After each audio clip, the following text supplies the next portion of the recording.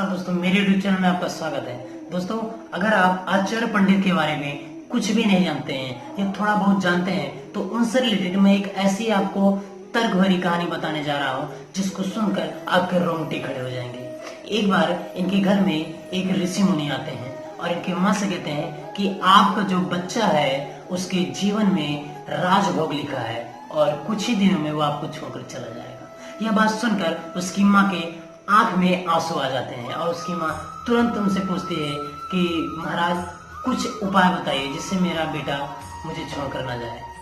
तो महाराज जी कहते हैं कि तेरे बेटे के दांतों में जाकर देख ले, एक सर्वदंत है और वही सर्वदंत उसे राजभोग का कारण है। यह बात सुनते ही दौड़कर अपनी माँ अपने बच्चे के पास जाती है और तुरंत उसके दांत चेक करने लगती है। जैसे ही दांत देखती है तो उसके दांत में वास्तव में एक सर्पदंत रहता है और उसकी माँ बहुत जोर जोर से रोने लगती है। यह बात सुनकर वह लड़का एक पत्थर उठाता है और अपने दांत उस सर्पदंत को पत्थर से तोड़ देता है और कहता है कि माँ आप मत रहो, मैं आपको छोड़कर कभी नहीं जाऊंगा। अगर यह दांत भोग का कारण है तो मुझे इस दांत की कोई जरूरत नहीं है। यहीं से सिद्ध हो जाता है कि पंडित आचार्य चाणक्य जो थे उन्हें राजभोग, उन्हें धन दौलत, उन्हें राजपाट का कोई भी लोभ नहीं था। चाणक्य अपने भारत देश को एक अखंड देश बनाना चाहते थे, एक अखंड भारत बनाना चाहते थे। उत्तर प्रदेश, बिहार, गुजरात इधर का किया है ये मगध में आता था और उस समय यहाँ का एक बहुत ही शक्तिशाली राजा दयानंद था, उसे दयानंद किंग कहा जाता था। आचार्य चाणक्य ने इस तरह के कई सारे राजाओं से मिलकर उनसे कहने लगे कि हमें अपने एक पूरे भारत का एक शक्तिशाली राजा बनाना है और अपने इस भारत देश को अखंड भारत बनाना है। लेकिन कई राजाओं से तो वो मिले, लेकिन जैसे ही ये उस दयानंद राजा के पास गए, उस राजा ने इनकी बात सुनी और इनका मजाक उड़ाया। उनके मंत्रियों ने इनका उपहास शुरू किया। पंडित चाणक्य ने बार बार उसे समझाने का प्रयास किया कि हम अपने देश को अखंड बनाना है, अपने भारत देश को महान बनाना है। अपना भारत देश सोने की चिड़िया था और नहीं चाहते थे कि किसी भी हालत में कोई अन्य देश का राजा यहाँ पर आया आक्रमण कर दे और अपने भारत देश को लूट कर चला जाए, अपने भारत देश को तोड़कर चला जाए। इसीलिए वो अपने भारत देश को अखंड बनाना चाहते थे।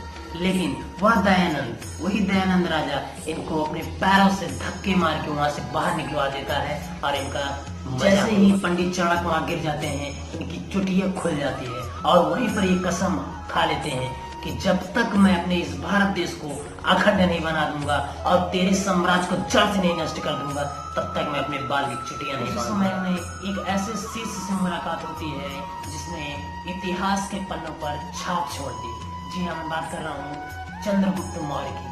उन्होंने चंद्रगुप्त मौर्य को काफी शिक्षा दीक्षा से मजबूत किया, हर तरह से उसे क्षत्रियों की क्वालिटी, क्षत्रियों का गुण सिखाया। उसी समय भारत में सिकंदर नाम का एक राजा आक्रमण करने वाला था। उसकी हजारों की सेना भारत पर आक्रमण करने के लिए तत्पर थी, भारत की ओर आगे बढ़ रही है। सूचना पंडित आचार्य चाणक्य को पता चलती है, वो बहुत चिंतित हो जाते हैं और वहीं पर वो दृढ़ संकल्पित हो जाते हैं कि मुझे हर हाल में इस सिकंदर की सेना को वापस लौटाना है और मुंह की खाई खिलानी। लेकिन बहुत ही बड़ी विचार की बात थी। वहीं पर अब यहीं पर आपको पंडित चाणक्य की कूटनीति, राजनीति और जितनी प्रकार की उनकी नीतियां थी सब कुछ देखने को मिलेगी। कैसे ये सिकंदर को मात देते हैं। इनके पास केवल दो सेना, एक स्वयं खुद और एक चंद्रगुप्त मौर्य। उनके पास सैकड़ों हजारों की सेना, घोड़े, हाथी। उसके बावजूद भी कूटनीति के तहत चंद्रगुप्त मौर्य को उस सिकंदर की सेना में किसी तरह भर्ती करवा देते हैं और जैसे ही भर्ती करवा देते हैं तो चंद्रगुप्त मौर्य इन्हें सारी सूचना वहां से लाकर देने लगता है। जब सारी सूचनाएं उसकी इनको मिलने लगती है तो वहीं से इनकी मजबूती बढ़ने लगती है और धीरे धीरे वो उन्हीं के जो सैनिक थे आपस में उनको लड़ा कर उनको वो नष्ट करने लगते हैं और धीरे धीरे सिकंदर की सेना खोखली हो जाती है और अंततः उसे सर झुकाकर यहाँ से भारत से वापस पर कुमार विश्वास जी ने एक कविता भी लिखी थी। उसमें उन्होंने दो पंक्ति लिखी थी, हमने लौटाए सिकंदर सर झुकाए माथ खाए, हमसे भिड़ते हैं वो जिनका मन धरा से भर गया है नमन को कि जिनके सामने बनाई माने। बहुत ही बढ़िया उन्होंने कविता लिखी। उसके बाद पंडित चाणक्य कुछ सैकड़ों हाथी घोड़े इकट्ठा करते हैं और दूसरा टारगेट उनका वह दयानंद दुष्ट राजा था जो मगध पर कब्जा। पंडित चाणक्य उसे जड़ से मिटाना चाहते थे और उसके साम्राज्य पर आक्रमण कर देते हैं, लेकिन वहां पर इन्हें हार माननी पड़ती है। इनकी सारी सेनाएं मारी जाती हैं, किसी तरह बच बचा कर वहां से ये भाग आते हैं। उसके बाद बहुत चिंतित रहते हैं, बहुत कुछ सोचते रहते हैं कि किस तरह दयानंद को जड़ से मिटाया जाए। कई सारी नीतियां बनाते हैं। माँ अपने बच्चे को गरम गरम खाना परोस देती है, कहती है बेटा खाओ। वो बच्चा छोटा बालक हाँप हाँप उस भोजन के बीच में हाथ डाल देता है। जैसे बीच में हाथ डाल देता है तो वो जल जाता है। तो माँ कहती है कि जब भोजन गर्म हो तो उसके परिधि से किनारे से थोड़ा थोड़ा लेके खाओ, अगर बीच में हाथ डाल दोगे बेटा तो जल ही जाओगे। तुम तो बिल्कुल बन चाणक्य। जैसे चाणक्य ने मगध में जाकर के बिल्कुल बीच में उसने हमला कर दिया और उसे हार कर वापस आना पड़ा।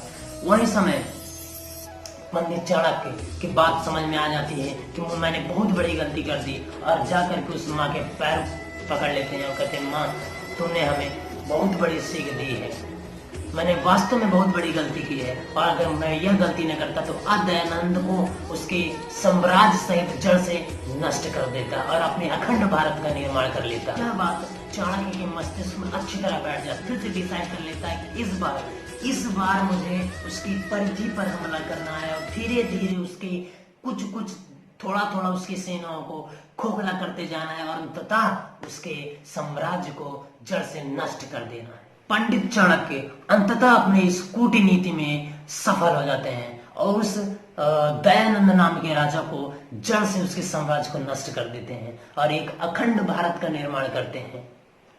तो दोस्तों वीडियो अच्छा लगा तो वीडियो को लाइक करें और कमेंट करके बताएं कि वीडियो आपको कैसा लगा और आप अपनी लाइफ में किससे ज्यादा प्रेरणा लेते हैं, किससे ज्यादा प्रेरित हैं, कमेंट में जरूर बताएं। तो मिलते हैं दोस्तों अगले वीडियो में, तब तक के लिए बाय बाय, टेक केयर।